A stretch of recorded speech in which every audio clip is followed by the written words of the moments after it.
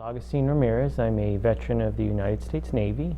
I served for 4 years from '96 to 2000, and I was stationed at Naval Air Station Oceana in Virginia, and on board the USS John F. Kennedy. My command was the VF-14, the Top Hatters. It was an F-14 squadron, and we did flight ops at different bases in the United States and then overseas on a 6-month cruise. Our squadron was F-14 Tomcats, which were, I think they're decommissioned now and they've been replaced by F-18s. But the F-14s were very famous at the time because of the movie Top Gun. In my opinion, they were a pain in the neck. They used to break every time you'd fly them.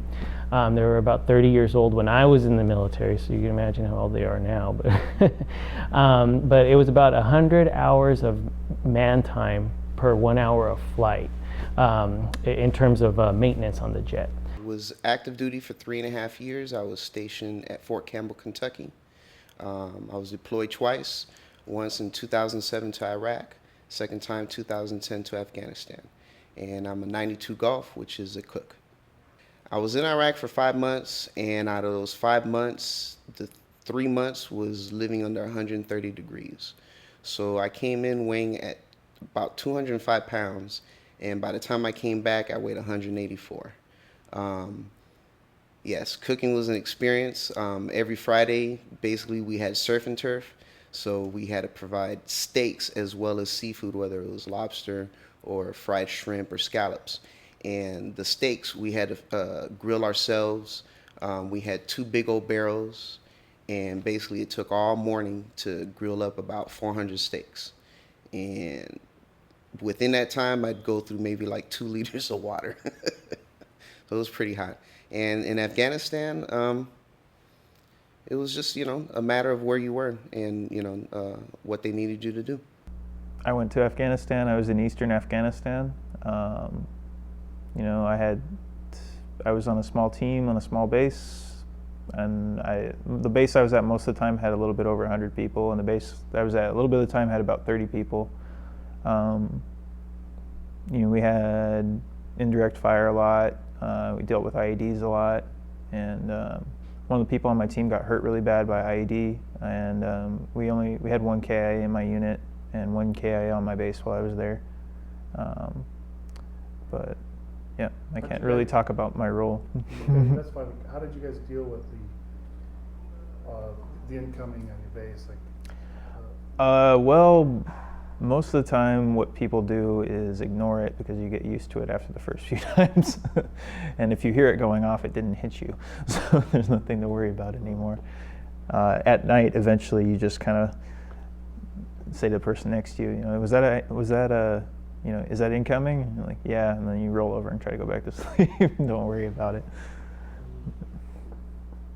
But probably one of the worst explosions we had on the base was our EOD people were detonating some explosives that had gotten captured, and then sent shrapnel all over our base and started fires everywhere.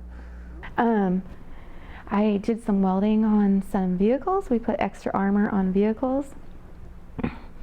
And because I was a new welder, I had some other guys with me that we were about the same level of experience. I felt okay.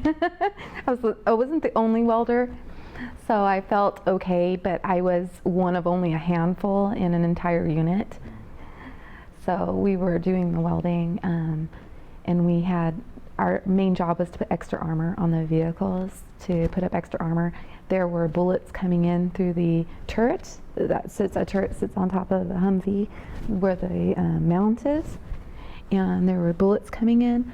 So we were trying to put extra armor around the turret, and just all vehicles. We had a trash truck, but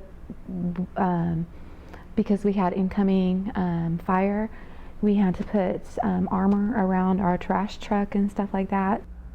Like I said, I served approximately 4.5 years in the United States Marine Corps.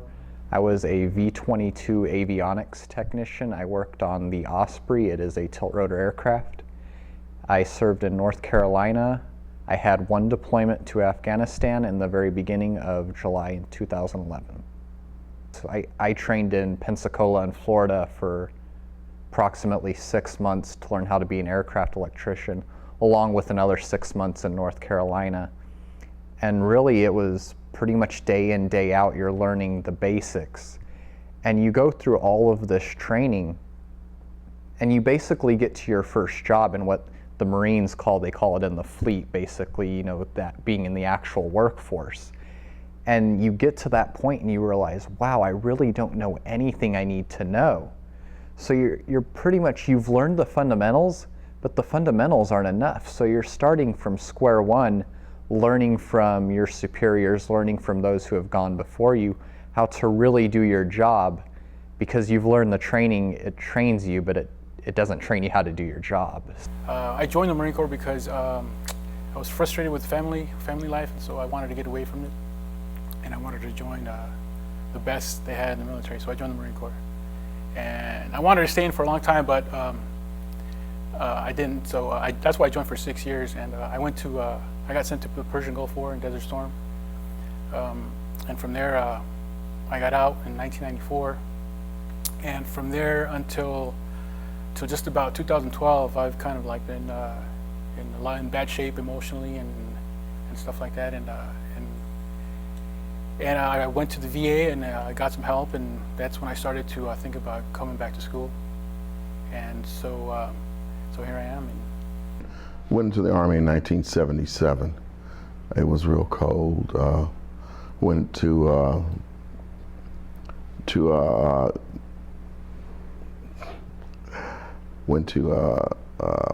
Fort Knox for basic training.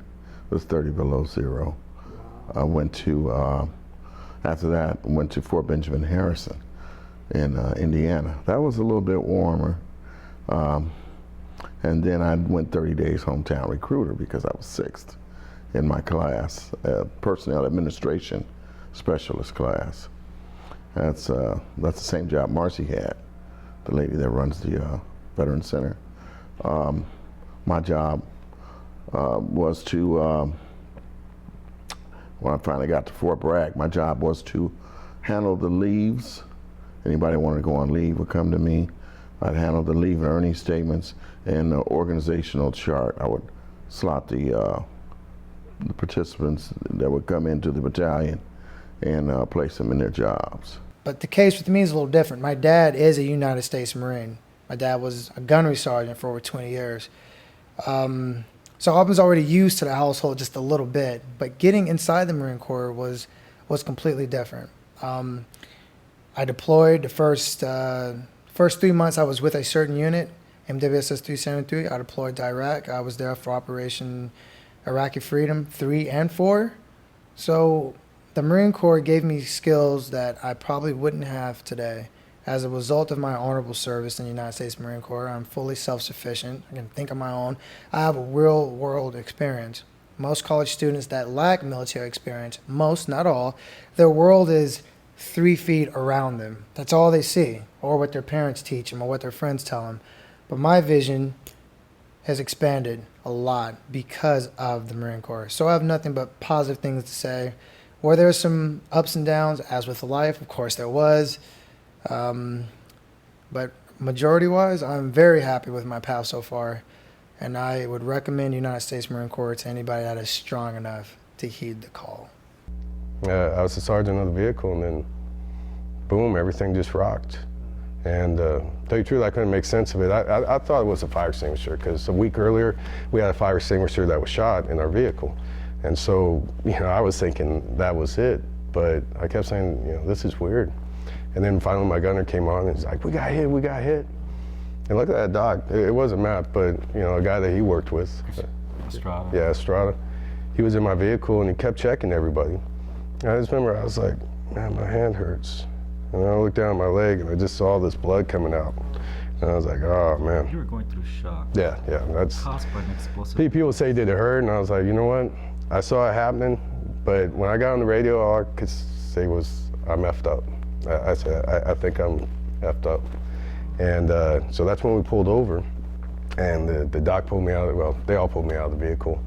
And it got a little hectic. We started getting shot at, and then the second vehicle, our middle vehicle, pulled up, kind of became our wall. And they threw me into that vehicle, and they shot the guys that shot at us, and we got out of there.